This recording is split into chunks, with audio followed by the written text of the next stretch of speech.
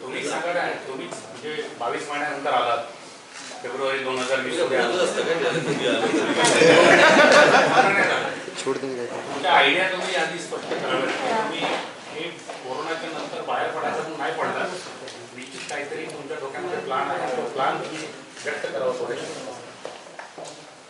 मी कोरोनाच्या नंतर बाहेर पडलो. आता आपल्या देशामध्ये निवडणुका या येतच राहतात, म्हणून तुम्ही काही निवडणुकीसाठी बाहेर पडलो असं काय प्रत्येक वेळेला बोलू नाही शकत ना. आणि आता फेब्रुवारीमध्ये काय म्हणू आपण तारखेनुसार निवडणुका व्हायला एक तर संभाजीनगरची पुढे गेली, वर्षभर पुढे गेली, आणि ज्यांच्या निवडणुका आहेत त्यांची खात्री नाही आहे की त्या होतील की नाही होतील, की त्या अजून 6-8 महिने पुढे जातील, की त्याच्यासाठी म्हणून बाबा हे ओबीसीचं नवीन प्रकरण सुरू केलंय की केंद्राने मोजायचे का राज्याने मोजायचे, आणि मग त्या मोजामोजीमध्ये मग तुमच्या सगळ्या आपला निवडणुका आता पुढे ढकलायच्या, कारण कोणी सामोरं जाणार नाही असं. कारण ओबीसी समाजामध्ये आज अनेक ठिकाणी या सगळ्या गोष्टी सुरू झाल्या, पाट्या लावायला सुरुवात झाली, आमच्याकडे मतं मागायला येऊ नका म्हणून. त्याच्यामुळे या सगळा जो गोंधळ घातला गेला यांची हिंमत नाही परत त्यांच्याकडे जायची, काहीतरी कारण काढून हे निवडणुका पुढे ढकलतील, माहित नाही. आता हे निवडणुका पुढे ढकलतील का वेळेवर घेतील याची कुठचीच खात्री नसताना जर समजा मी बाहेर पडलो असेल आणि जर समजा मी माझ्या पक्षातील लोकांशी बोलत असेल तर त्यालाही काहीतरी बघायचं, कुठच्या अर्थानेच बाहेर पडलोय, आणि अर्थ असणारच आहे ना. तुम्ही पण आज इथे माझ्याकडे आलात ते कुठच्या अर्थानेच आलेत ना. शेवटी राजकीय पक्ष आहे, राजकीय पक्षामध्ये मी ज्याला बाहेर पडणार त्याला काही ना काही अर्थ असणारच. आणि तुम्ही सांगाल की तुमची स्ट्रॅटेजी काय आहे, मी तुम्हाला सांगू. तुम्हाला नाशिकला विचारलं तुमची स्ट्रॅटेजी काय आहे, स्ट्रॅटेजी सांगायची. 2 प्रकारच्या स्ट्रॅटेजी असतात, काही हिडन स्ट्रॅटेजी असते, ती नका सांगू. स्ट्रॅटेजी ही हिडनच असते.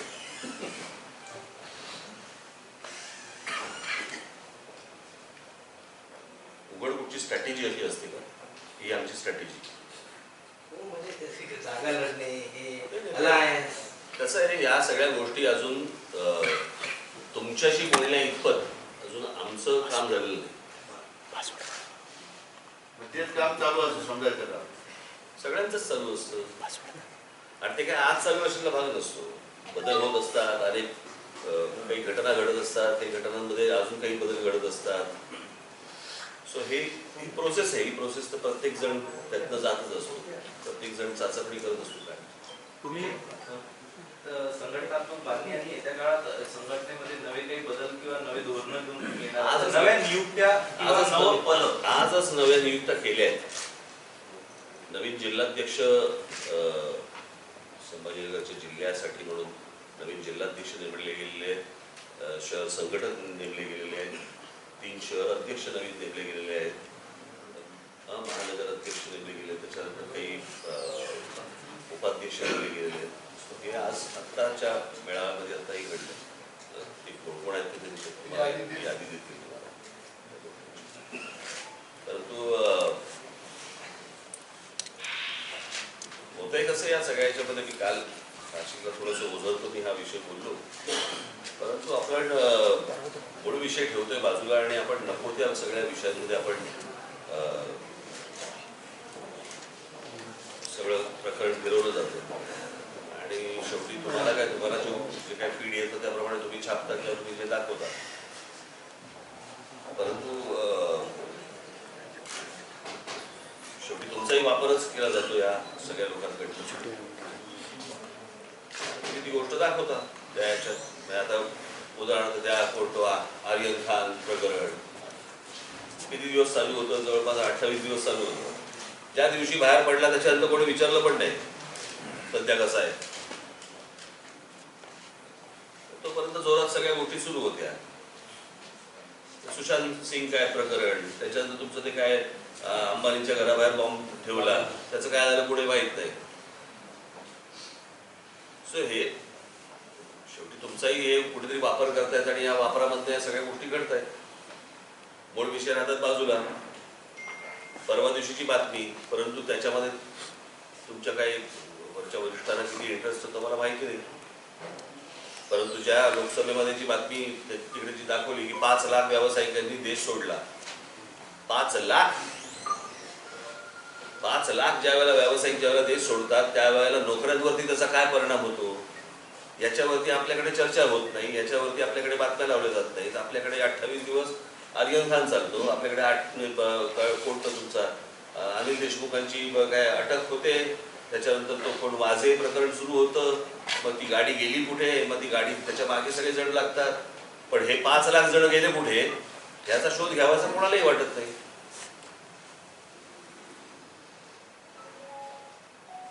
आज देशभरामध्ये असंख्य लोक असे आहेत की ज्यांच्या नोकऱ्या गेलेल्या आहेत, ज्यांच्याकडे मुलांची फियांची पैसे भरायला पैसे नाही आहेत. बघा काय तुमची फी भरायला पैसे नाही आहेत. अनेकांच्या नोकऱ्या गेल्या आहेत, अनेकांचे उद्योग बर्बाद झालेले आहेत, संपलेले आहेत. काय होते काही माहीत नाहीये. इतकी अनिश्चितता सगळ्या गोष्टींची असताना आम्ही काय फिरवतोय, आम्ही या असलेले विषय फिरवतो.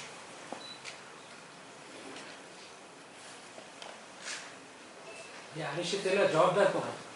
कशाला या अनिश्चिततेला काय काय या अनिश्चिततेला जबाबदार कोण आहे? सगळेच जण आहेत. जसे राजकारणी आहेत तसे तुम्ही पण आहात. हे जे व्यावसायिक गेले तर हे केंद्राच्या धोरणामुळे गेले, कशामुळे? मग मी सांगितलं ना, कालच सांगितलं ना की त्याच्यामध्ये नोटबंदी पासून ते या सगळ्या लॉकडाऊन पर्यंत सगळ्याच गोष्टी आल्या त्याच्यात. महाराष्ट्राची तब्येत खराब आहे कशी आहे असा प्रश्न तुम्ही विचारला. तर 3 डॉक्टर आहेत 3 पक्षाचे. तर तुमच्या दृष्टीनं बरी आहे की काय? व्हेंटिलेटरवर तपासायला एकच डॉक्टर लागतो. हो, पण 3 डॉक्टर आहेत. म्हणूनच प्रॉब्लेम. तुम्ही कसं बघताय? मल्टी ऑर्गन फेल्युअर असं. हा, हे तुमच्याकडून नोट. महाराष्ट्रामध्ये 3 पक्षाचं सरकार आहे. भाजपा यात मग्न आहे की आमचं 1 महिन्यानी सरकार येईल, 2 महिन्यांनी सरकार येईल. यामध्ये महाराष्ट्राला तुमची गरज आहे असं तुम्हाला वाटत नाही का? कारण एक सक्षम व्यक्ती या 3ही सरकारला कुणी दिसत नाही अशी सध्याची स्थिती आहे. याबाबत तुम्ही काय विचार करताय का? आणि पुन्हा एकदा सक्षम पर्याय उभा करण्यासाठी तुम्ही पडलं ना आणि आत्ताचे एकूण हे तिघांचं सरकार पाहता हे काही आता पडेल असं सरकार वाटत नाही. ठाकरे सरकार आल्यानंतर तुम्ही शॅडो मंत्रिमंडळाची बैठक ही घोषणा केली होती आणि ज्या पद्धतीने किरीट सोमय्या भाजपचे घोटाळे बाहेर करतात तसं मनसेचं शॅडो मंत्रिमंडळ असं काही कसं आहे, मला वैयक्तिक कुठचे घोटाळे बाहेर नाही काढायचे. कोणाचे घोटाळ्यांपेक्षा कोणाच्या मला घरामध्ये डोकवायचं नाही. महाराष्ट्रामधले तुम्ही एक गोष्ट लक्षात घ्या की या सगळ्या याच्यामध्ये एकटे किरीट सोमय्या हे पूर्वीपासून हेच करतायत. त्याची उत्तरं सापडत नाहीयेत त्या सगळ्या गोष्टींची. महाराष्ट्राला भेडसावणारे जे प्रश्न होते त्याच्यासाठी म्हणून आपण ती गोष्ट केली होती. पण त्याच वेळेला नेमका लॉकडाऊन लागला. मला आठवत असेल की ते अधिवेशन झालं आणि अधिवेशनानंतर लॉकडाऊन लागलं. तर त्या लॉकडाऊनमध्ये आमच्या अनेक लोकांनी या करोनाच्या काळामध्ये प्रचंड काम केलं. परंतु ते प्रचंड काम हे सोशल मीडियावरतीच राहिलं आणि ज्यांच्यापर्यंत लोक पोहोचले आमचे त्यांना ही गोष्ट माहिती आहे. काल या पेपरफुटी आणि या सगळ्या गोष्टींवरून तुम्ही एक खंत व्यक्त केली की लोक निवडणुका आल्या त्यावेळी ह्या गोष्टी लक्षात ठेवत नाही. येत्या काळात तुम्ही निवडणुकांना समोर जाताना या मुद्द्यांसह निवडणुकीसाठी ज्या गोष्टी लागतात त्या गोष्टी देखील बाय खूप पुढे जाणार का निवडणुका? ते अर्थातच कसं आहे, या सगळ्या याच्यामध्ये शेवटी राजकारणी समाज बिघडवतात का समाज राजकारण्यांना बिघडवतो असाच प्रश्न पडावा अशी स्थिती आहे. जर निवडणुकीच्या जोड्यावरती मला अजूनही आठवते 98ची निवडणूक लोकसभेची कांद्याच्या भावावरती निवडणूक झाली लोकसभेची. कसं होतं, रोजच्या रोज प्रत्येक गोष्टीला आपण शिव्या घालायच्या. आज या संभाजीनगर महानगरपालिकेमध्ये एवढे प्रश्न आहेत. तो पाण्याचा प्रश्न असेल, रस्त्यांचे प्रश्न असतील, अनेक प्रश्न असतील. पण निवडणुकीच्या वेळेला ज्या वेळेला ह्या सर्व गोष्टींचा जर विसर पडत असेल तर मला असं वाटतं की मग तुम्ही हेच भोगा.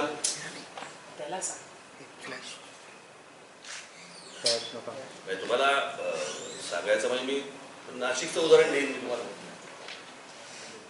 म्हणजे नाशिकच्या आजही तिथले पत्रकारही तेच सांगतात, तिकडची लोक तेच सांगतात आज की आमच्या काळामध्ये जे नाशिकमध्ये काम झालं ते त्याच्या आधी कधी झालं नव्हतं आणि दुसऱ्या कोणाकडनं तशा प्रकारचं काम पुढे होईल असंही वाटत नाही. म्हणजे तिकडे जवळपास आम्ही नाशिकच्या पाण्याचा प्रश्न पुढच्या 50 वर्षांनी सोडून टाकला. आता महानगरपालिकेमधला एखादा पक्ष 50 वर्षाचा एखाद्या शहराचा पाण्याचा प्रश्न सोडवतो. तिथे अनेक नवीन उपक्रम ज्यावेळेला त्या शहरामध्ये येतात, अनेक गोष्टी होतात.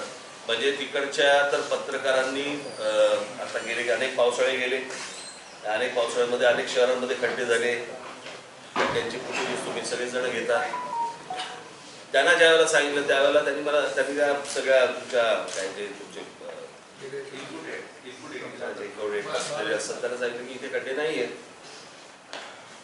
आता जर रस्त्यामध्ये खड्डे नसतील तर ही चांगली गोष्ट म्हणायची, पण ह्या सगळ्या गोष्टी करून पण जर समजा निवडणुकीच्या वेळेला वेगळ्याच विचारांवरती जर समजा आपण मतदान करणार असू तर कोण तुमच्यासाठी चांगलं काम करेल असा पण प्रश्न पडतो ना. जर समजा कामावरती जर मतदान होणार नसेल तर मग समज असा व्हायला लागतो की बाबा एका कामावरती मतदान करत नाही, बाकीच्याच गोष्टींवरती करतात. मग कामं करायची कशाला? कशासाठी रस्ते सुधारून पाहिजेत? त्या वेळेला शिव्या घालतील. निवडणुकीच्या वेळेला काहीतरी वेगळं सुरू केलं की वेगळ्या गोष्टींवरती मतदान करतील. लोकांनी या गोष्टींचा राग जोपर्यंत व्यक्त होत नाही मतपेटीत तोपर्यंत हे कोणी सुधारणार नाही. निवडणुकीच्या तोंडावरती ह्या पक्षातून त्या पक्षात जायचं, त्या पक्षातून त्या पक्षात जायचं आणि जर का तो निवडून आला तर मग काय बांधिलकी नावाची काही गोष्टच राहिली नाही.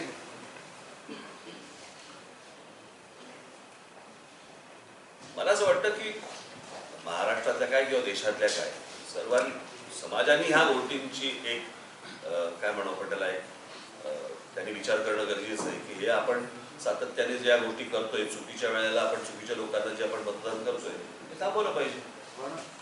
माझा जमते बाप दाखवायचा श्राद्ध घाला ह्या लेवलला जोपर्यंत लोक येत नाही, समाज येत नाही तोपर्यंत हे कोणी सुधारणार नाही. या सर्वांनी लोकांना गृहीत धरलेलं आहे की तेवढ्या पुरता शिव्या घालतील, निवडणुकीच्या वेळेला येतील, जातील कुठे. पण असलंच राजकारण जिंकतंय आणि जो कोणी पण भिंतय म्हणजे शेवटी समाज आहे ना, लोक मतदानाला उतरतात ना. पण तुम्ही तुमच्यासारखे काही लोक जेव्हा वेगळा विचार मांडतात त्या माणसासोबत लोक जात नाही आणि असलंच जे तुम्ही सांगता म्हणजे मला फुकट घालवतात ना. बरोबर नाही? म्हणजे प्रश्न असा आहे की नंतर नका बोलू, जाणार नाही तो भाग वेगळा. काय असतं काही लोकांचं सुधारायचं वय निघून जातं, काही लोकांचं फुकट जायचं वय निघून जातं. तसं आता माझं फुकट जायचं वय निघून पण सुधारायच्या प्रयत्न पण गेले 20-25 वर्ष बघताय तुम्ही की गठबंधनचं युग आलेलं आहे, युती आघाड्यांचं युग आहे. अशा स्थितीत आपण तसं विचार नाही करत ना. म्हणजे मला असं म्हणायचं की तुम्ही म्हणताय की मला लोक फुकट घालवतात, तर त्याऐवजी मी असं म्हणतोय घ्या उद्याची लाईन टाका, नाही लोक मला फुकट घालवतात एवढंच असतं. माझं हे म्हणणं की गठबंधनचे सरकार येऊ लागलेली आहे, आपण तसा विचार नाही करत. फ्लेक्झिबल राहू का म्हणजे आपण निवडणुकांमध्ये कसं आहे, पहिली गोष्ट तुम्ही आत्ता काय घडणार आहे किंवा निवडणुकीच्या वेळेला ऐन तोंडावरती काय घडणार आहे तुम्ही नाही सांगू शकत ना मी सांगू शकतो. परंतु प्रत्येक जण आपापला पक्ष मोठा करण्यासाठीच काम करतो. निवडणुकीच्या वेळेला बघू. पण आता ज्या पद्धतीनं 3 पक्षाचं सरकार एकत्रित आलेलं आहे आणि ते येणाऱ्या निवडणुकीमध्ये सुद्धा सोबत राहण्याची शक्यता आहे, मग अशा वेळेस इतर पक्षांना काय स्पेस भेटणार आहे कसं? नाही तत्पूर्वी मला म्हणायचं की शेवट मला हे म्हणायचं आहे की आता जे 3 पक्षाचं सरकार हे अपेक्षित नव्हतं, घडलं झालं. येणाऱ्या काळामध्ये आता हे 3 पक्ष सोबत पुढच्या निवडणुकीला सामोरे जातील अशी शक्यता आहे. मग इतर पक्ष का कसं स्पेस मिळणार आहे त्यांना जर हे 3 पक्ष एकत्रित सगळीकडे? तुम्हाला सांगू नाही मला सांगायची काय गरज आहे? आम्ही बघा आम्ही या क्षेत्रात आहोत ना, आम्ही या गोष्टींचा विचार करू. निवडणुकीच्या तोंडावर तुम्हाला दिसेल काही गोष्टी झाल्या तर दिसतील, नाही झाल्या तर काही दिसणार.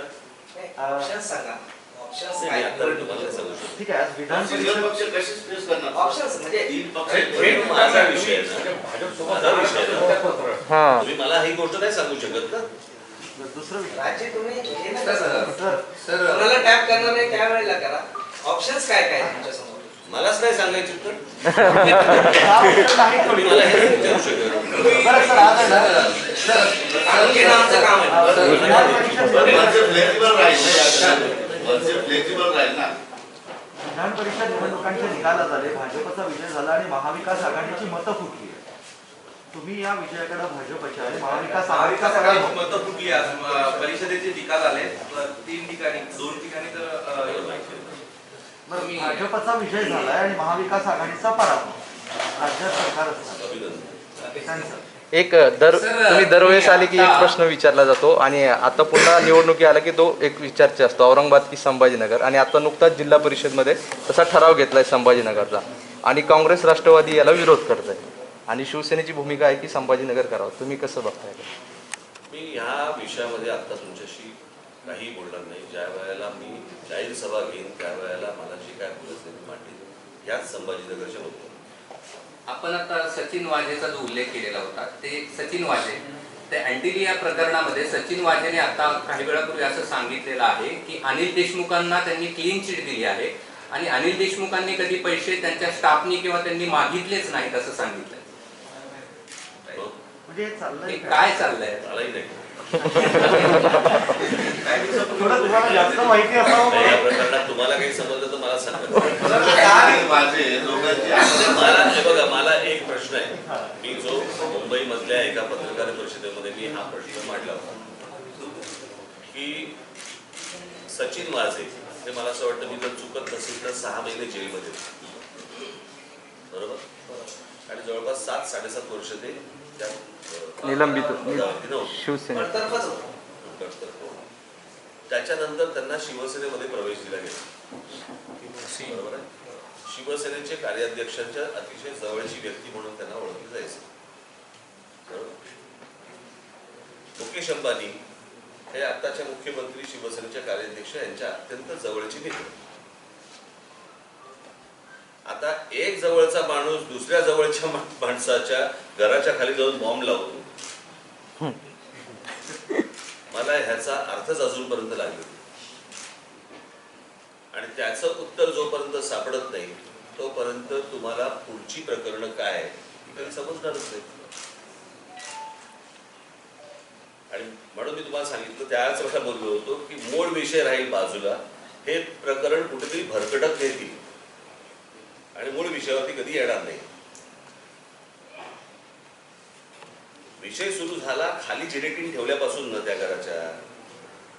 आपण सर्वजण इथे संभाजीनगरला असतात त्याच्यामुळे आपल्याला तिथली तो कुठचा रस्ता अल्टामाउंट रोडवरची तिकडची जर तुम्ही सिक्युरिटी पाहिली तर माणूस जर समजा 2दा गेला तिथून तर विचारणा होईल. इतकी कडक सिक्युरिटी आहे त्या सगळ्या भागात. अशा वेळेला एक माणूस तिथे जातो, तिथे गाडी लावतो, गाडी लावल्यानंतर मग परत येतो आणि मग एक परत चिठ्ठी ठेवतो आणि मग परत जातो. याची उत्तर काय? मी स्क्रिप्टेड आहे. मला काही कळत नाही, याचं उत्तरच सापडत नाही ना. जर वाझेने तिथे गाडी ठेवली आहे, जर वाझे हा शिवसेनेचा माणूस म्हणून आहे, मुकेश अंबानी जर उद्धव ठाकरेंचे जवळचे मित्र आहेत, तर वाझेने तिथे जाऊन गाडी का ठेवली? एक साधा सरळ प्रश्न आहे ना माझा. याचं उत्तर अजूनपर्यंत येत नाही. हे आता तुम्ही कोणी विचारलं मला, तुम्ही विचारलं, हे तर 25,000 फुटावर विमान चाललंय. देशमुख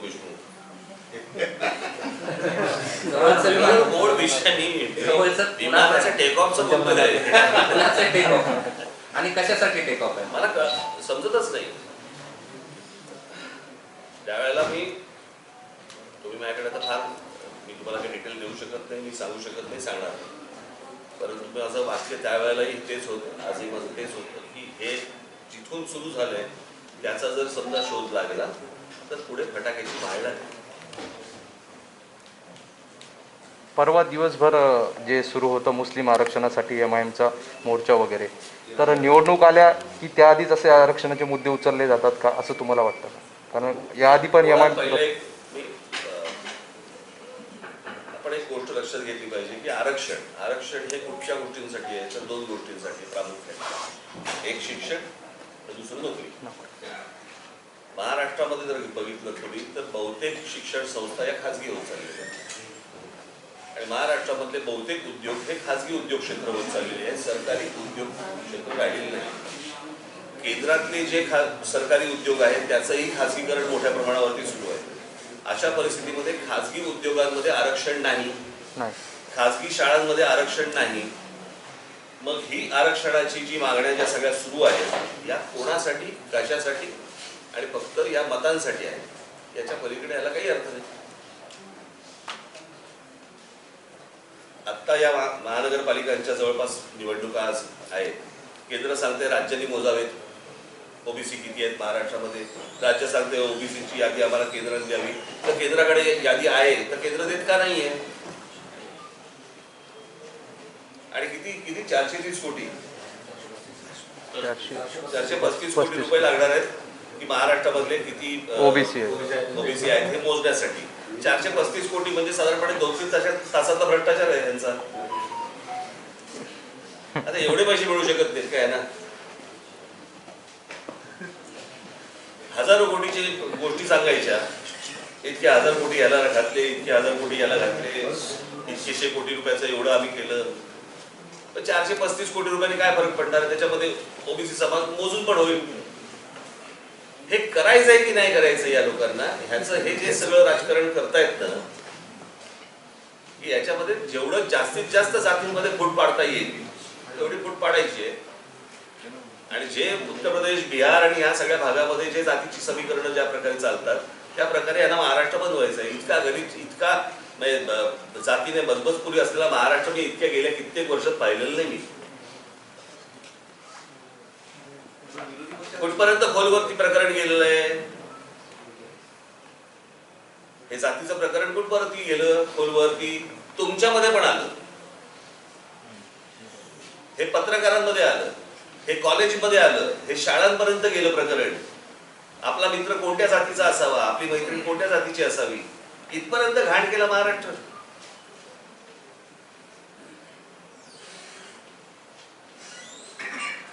आणि कोणतरी काय म्हणू आपण त्याला, छोटी कुठची माणसं अशी येऊन काहीतरी मध्येच काहीतरी सांगणार की ह्यांना आरक्षण दिलं पाहिजे याच्यावरती. ते कोणी आता कोण बोललं? एमआयएम ने मग केला होता. तिरंगा माहिती नव्हतं कोणाला मुंबईत.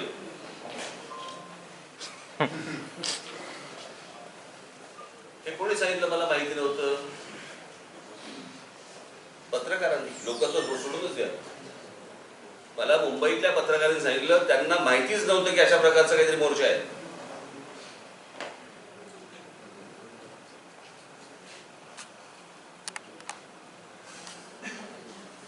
हे दोन्ही साईडनं होतंय. महाविकास आघाडी सरकार सत्ताधारी असो की विरोधी पक्ष असो, तुमचं लक्ष मूळ विषयांकडनं दुसरीकडे वळवायचं एवढा उद्योग फक्त सध्या चालू आहे आपल्याकडे. याच्या पलीकडे काही चालू नाहीये. मला खरंच प्रश्न पडतो की या सगळ्या याच्यामध्ये तुम्ही अनेकदा येता, भेटता, आपण अनेक विषय तुम्ही मांडत असता, बोलत असता, लिहित असता, दाखवत असता. लोकांनी या गोष्टी नीट याच्यात गांभीर्याने घेणं गरजेचं आहे. काय मी त्या दिवशी माझ्या एका भाषणामध्ये मी सांगितलं, माझ्या एका मुलाखतीत पण सांगितलं होतं मी, नुसतं सुशिक्षित असून नाही चालत, सुज्ञ असायला पाहिजे.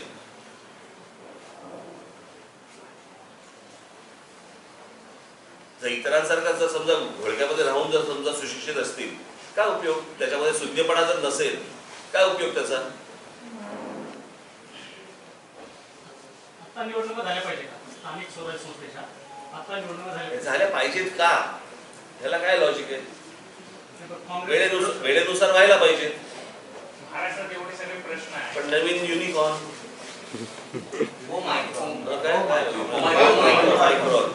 तर तुम्ही म्हणताय की लोकांची मानसिकता बदलली जाते या गोष्टी लागताना. आता काल जे नरेंद्र मोदी यांचे जो हे सगळ्या गोष्टी झाल्या, दिवसभर रात्र होते, तर याच्यामध्ये हिंदुत्वाची लाट भारतामध्ये काल जवळपास 8-10 तास दिसते. मग ह्या गोष्टी लोकांच्या मतदारांना प्रभावित करतात. मला अजून काही लाट दिसत नाही. भावना आहेत. एक तुम्हाला गोष्ट सांगतो, ज्या वेळेला बाबरीचा ढाचा ज्यावेळेला पडला ना, त्यावेळेला लोकांच्या मनामध्ये राग होता. रागाचं परिवर्तन हे मतांमध्ये झालं. पण ज्या वेळेला राम मंदिर ज्या वेळेला बांधलं जातंय त्यावेळेला लोकांना आनंद आहे. आता आनंदाचं परिवर्तन हे किती मतात होतंय मला माहित नाही. गैरहजर एसटी कर्मचारी जे आहेत त्यांच्यावरती सतत निलंबनाची कारवाई होताना पाहायला मिळते, मात्र चर्चा काही होत नाहीये. किंवा बेसमा लावायचं सरकारने सांगितलं, पण तो पण आणखी त्याचा वापर केला गेला. नाही, मी काल म्हटलं ना, 1 लाख कर्मचारी आहेत. अंगावर आले तर काय करेल सरकार? त्यांना समजून घेणार आहोत की नाही आपण? 4-4 महिने पगार द्यायचे नाही त्यांना. ऐन दिवाळीमध्ये तुम्ही पगार देत नाही आहात. बाकीच्या सगळ्या गोष्टी सगळ्या सुरू आहेत ना यांच्या.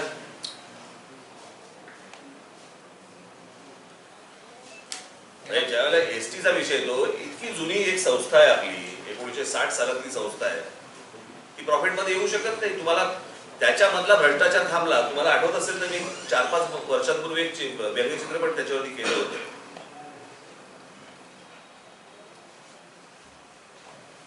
त्याच्यामधला भ्रष्टाचार जर समजा थांबला तर अनेकांचे फायदे होतील.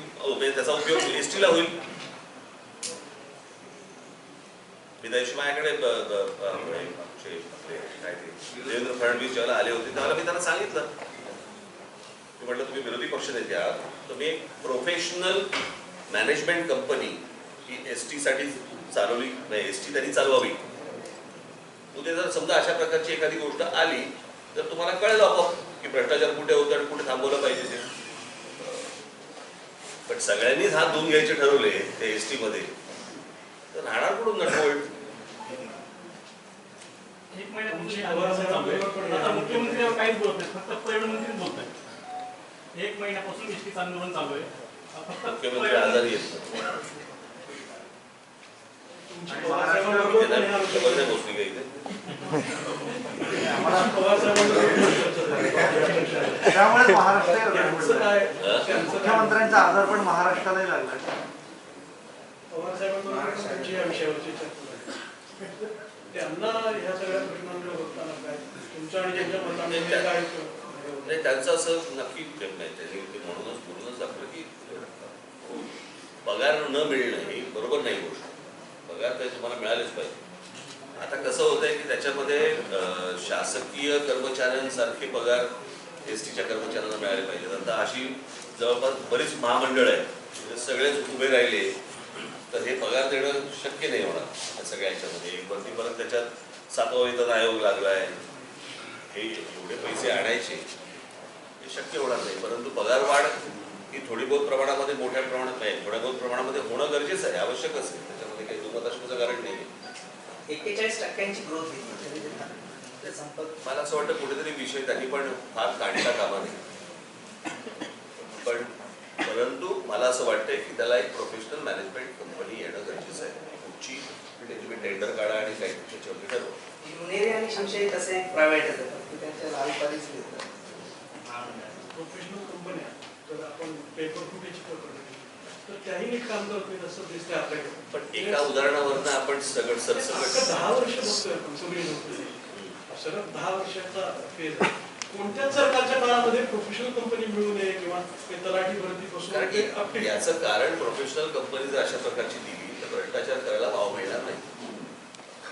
त्याच्यामध्ये जे काही सगळ्यांना हात धुवून घेतात म्हणजे त्यांना हात धुवून घेता येणार नाही आणि म्हणून त्यांना अशा प्रकारच्या कुठच्याही गोष्टी नको.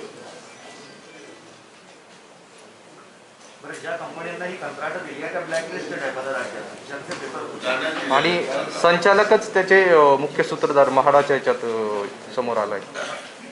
सर एमआईएम के खासदार ने कल एक प्रेस कॉन्फ्रेंस लिया था और उन्होंने हुकूमत को चैलेंज किया है कि अगर मुसलमानों को 5% रिजर्वेशन मिलता है तो एमआईएम पूरे महाराष्ट्र में आने वाले महानगर पालिका इलेक्शन नहीं लड़ेगी. आप किस नजरिए से देखते हैं सर? मला आरक्षणाचं माहित नाही पण नाही लढू